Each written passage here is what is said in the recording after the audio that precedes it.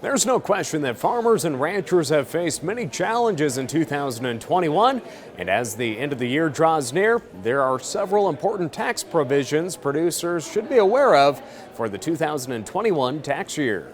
It's been a roller coaster of a year with the potential tax law changes that might be coming, might not be coming, so the sooner they can get in and talk to their advisors, the better. During the Montana Grain Growers Convention in Great Falls last week, CPA Dana Springer with Whitflea shared important tax information with producers, including crop insurance-related items. We've been getting a lot of questions on crop insurance and what they can do with the payments that they're receiving because they're getting those checks before the end of the year.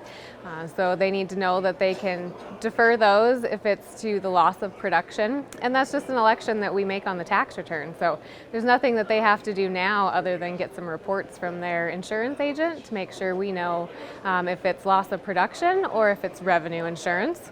Springer also reminds ag producers and businesses of ag research and development tax credits for those working to develop new or improved agriculture practices. For farmers, if they're doing anything new or different, there is a credit that they can get on top of those expenses that they're already paying for. So it's some great tax savings for people who are trying some different crops. As a result of the drought, many ranchers statewide have made the difficult decision to reduce the size of their cattle herds.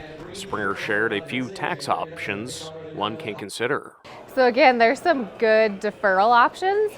For livestock, you can just defer the income to next year if there was excess sales. There's also some options for breeding livestock where you have with the disaster designations, you actually have 4 years to replace those livestock. So you don't necessarily have to take that income this year. And again, those are elections that we get to make on the tax return. So just have to make those decisions before next spring. Now, for any questions on these important topics, contact your local tax expert. Reporting in Great Falls, Lane Nordlund, MTN News.